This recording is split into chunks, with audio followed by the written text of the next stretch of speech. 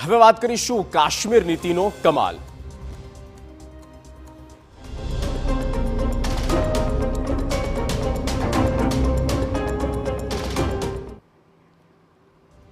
મોદી સરકારની કાશ્મીર નીતિ કરી રહી છે કમાલ। આતંકવાદનો કાશ્મીરમાંથી થઈ રહ્યો છે સફાયો। સાથે સાથે કાશ્મીરના અલગતાવાદીઓ પણ છોડી રહ્યા છે આતંકની રાહ અને દેશની મુખ્ય ધારામાં તેઓ જોડાઈ રહ્યા છે। એટલે સ્પષ્ટ છે કે હવે કાશ્મીરમાં આતંક નહીં પરંતુ વિકાસ થશે।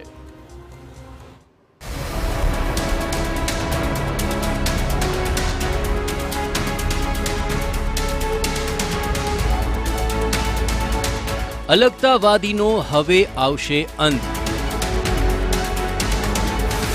હુરિયત કોન્ફરન્સથી અલગ થયા બે સંગઠન। જમ્મુ કાશ્મીરમાં હવે છે સંપૂર્ણ શાંતિ। આતંકવાદીઓના ષડયંત્ર નિષ્ફળ। આતંકવાદીઓ અને તેઓના સમર્થક અલગતાવાદી હવે અંતિમ શ્વાસ લઈ રહ્યા છે। કાશ્મીરમાં આતંકવાદ નહીં વિકસી શકે અને આ વિકાસમાં દરેક કાશ્મીરી સામેલ છે। મોદી સરકારના પ્રયાસોને કારણે કાશ્મીરમાંથી આતંકવાદ હવે સમાપ્ત થઈ રહ્યો છે। એટલું જ નહીં, આતંકવાદને જે સંગઠન સમર્થન આપી રહ્યા હતા તેઓ પણ હવે આતંકની રાહ છોડી શાંતિના માર્ગ પર આગળ વધી રહ્યા છે। દેશના ગૃહપ્રધાન અમિત શાહે જાહેરાત કરી છે કે જમ્મુ કાશ્મીર તહેરીકી ઇસ્તિકલાલ અને જમ્મુ કાશ્મીર તહેરીકે ઇસ્તકામત આ બંને સંગઠનોએ હુરિયત કોન્ફરન્સથી પોતાના તમામ સંબંધો તોડી નાખ્યા છે અને મુખ્ય ધારામાં સામેલ થઈ ચૂક્યા છે।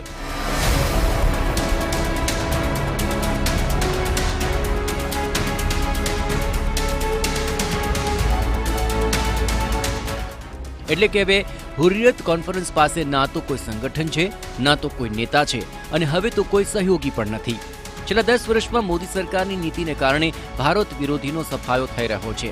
આતંકવાદીઓને પણ એક એક કરીને ઠાર મારવામાં આવી રહ્યા છે। ગૃહ મંત્રાલયના આંકડા પ્રમાણે 2015થી 2024 સુધીમાં 1607 આતંકીઓને ઠાર કરવામાં આવ્યા।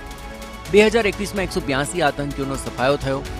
2022માં 172 આતંકીઓને ઠાર કરવામાં આવ્યા, જ્યારે કે 2023માં 75 આતંકીઓને મોતને ઘાટ ઉતારી દેવાયા, જ્યારે કે 2024માં 75 આતંકીઓને ઠાર કરાયા।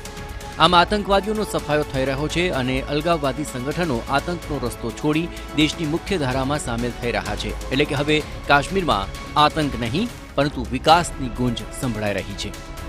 Bureau report, TV9।